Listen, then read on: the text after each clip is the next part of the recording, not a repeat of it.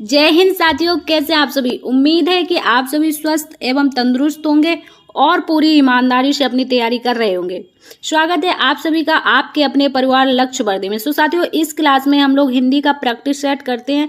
पिछली परीक्षाओं में जो भी क्वेश्चंस आपके हिंदी से बनते हैं वही क्वेश्चंस इस क्लास में हम लोग डिस्कस करते हैं। साथियों, बिना किसी देरी के शुरू करते हैं आज की क्लास। आज की क्लास का आपका पहला क्वेश्चन है, भारतवर्ष में हिंदी को आप किस भाषा वर्ग में रखेंगे। आपका क्वेश्चन है कि भारतवर्ष में हिंदी को आप किस भाषा वर्ग में रखेंगे। तो देख लीजिए, राजभाषा, राष्ट्रभाषा या फिर विभाषा या फिर तकनीकी भाषा। तो आपका जो सही आंसर हो जाएगा ऑप्शन नंबर 1, क्या, राजभाषा। हिंदी को आप राजभाषा के रूप में रखेंगे। जो हिंदी है हमारी राजभाषा है, ना कि राष्ट्रभाषा। इस क्वेश्चन को आप अच्छे से याद रखेंगे, हिंदी आपकी राजभाषा है। क्लियर। अगला क्वेश्चन है आपका, हिंदी की विशिष्ट बोली ब्रजभाषा किस रूप में सबसे अधिक प्रसिद्ध है। आपको बताना है जो हिंदी की विशिष्ट बोली है ब्रजभाषा, ये किस रूप में सबसे अधिक प्रसिद्ध है। राजभाषा के रूप में, राष्ट्रभाषा के रूप में, तकनीकी भाषा के रूप में या फिर आपके काव्य भाषा के रूप में।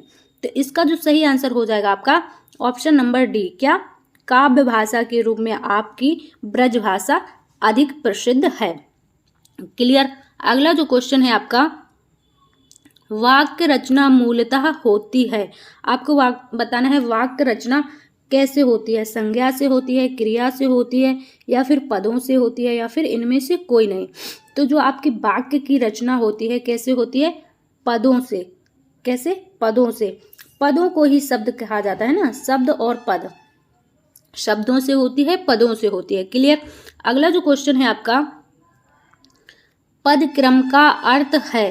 पद क्रम का क्या अर्थ है बताएंगे आप। वाक्य में पदों के रखे जाने का क्रम, वाक्य में संज्ञा पद के रखे जाने का क्रम, इनमें से दोनों या फिर इनमें से कोई नहीं।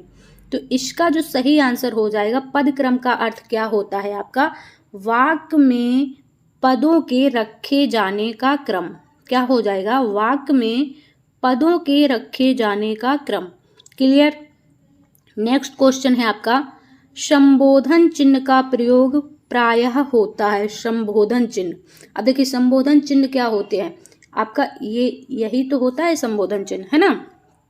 तो कहाँ पर होता है, वाक्य के आरंभ में, वाक्य के मध्य में, वाक्य के अंत में या फिर इनमें से कोई नहीं। तो संबोधन जो चिन्ह होता है इसका प्रयोग हमेशा ज्यादातर कहाँ होता है, वाक्य के प्रारंभ में। जैसे हम लोग बोलते हैं ना, हे राम, हे राम, है ना, हे राम ये क्या हो गया, हे भगवान ये क्या हो गया, है ना। तो कहाँ पर प्रयोग होता है, हमेशा वाक्य के प्रारंभ में। क्लियर। अगला क्वेश्चन है आपका, ऊंची दुकान फीका पकवान। ऊंची दुकान फीका पकवान लोकोक्ति का अर्थ है। बता दीजिए क्या अर्थ है।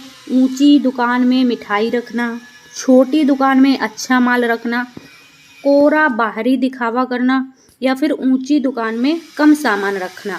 तो क्या हो जाएगा, ऊंची दुकान फीका पकवान का मतलब बाहरी दिखावा करना है, कुछ नहीं लेकिन क्या है, दिखावा बहुत किया जा रहा है। ऊंची दुकान फीका पकवान, कुछ ना होने पर बाहरी दिखावा करना। क्लियर। अगला क्वेश्चन है आपका, छात्र का बहुवचन बनाने के लिए जोड़ा जाएगा। बताएंगे छात्र का जब हम लोग बहुवचन बनाएंगे तो उसमें क्या जोड़ेंगे, छात्र जन होगा या छात्र वर्ग होगा या छात्र गण होगा या फिर छात्र लोग होगा। तो छात्र का जब बहुवचन बनाएंगे तो गण को जोड़ेंगे। क्या होता है शब्द आपका, छात्र, छात्रगण होता है ना, छात्रगण जा रहे हैं, छात्रगण आ रहे हैं, इस तरह से। क्लियर। अगला जो क्वेश्चन है आपका, धैर्यवान का स्त्रीलिंग शब्द है।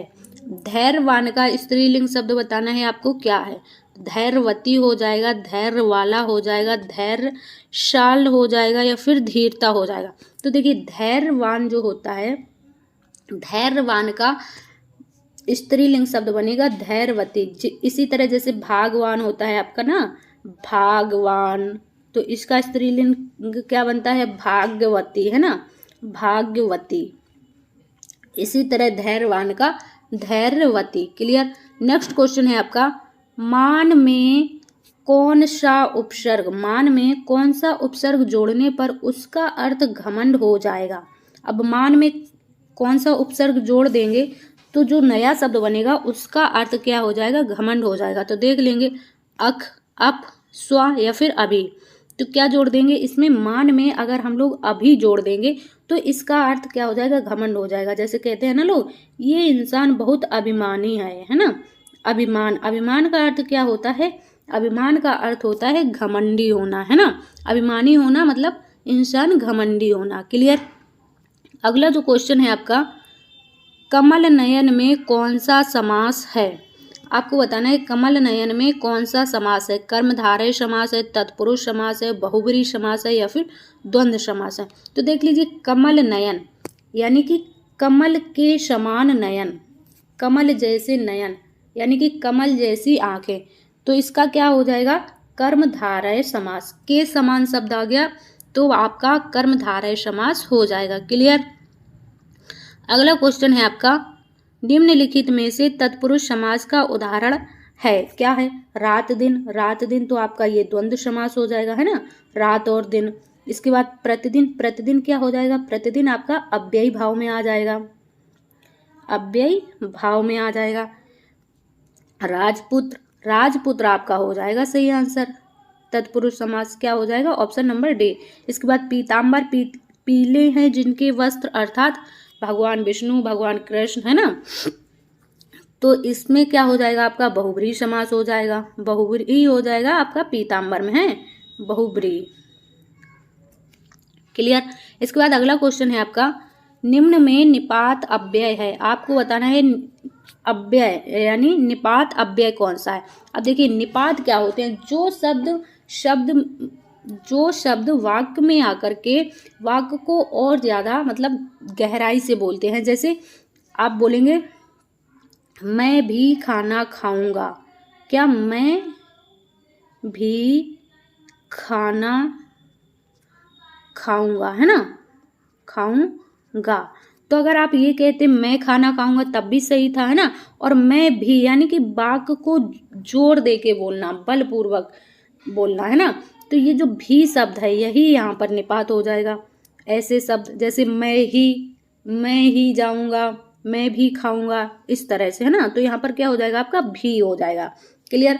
नेक्स्ट क्वेश्चन है आपका, टोपी उछालना मुहावरे का अर्थ है।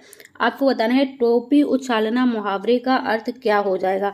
गुस्सा होना, शेखी मारना, अपमान करना या फिर बहुत खुश होना। तो देख लीजिए, यहाँ पर टोपी उछालने का अर्थ हो जाएगा आपका अपमान करना। क्या?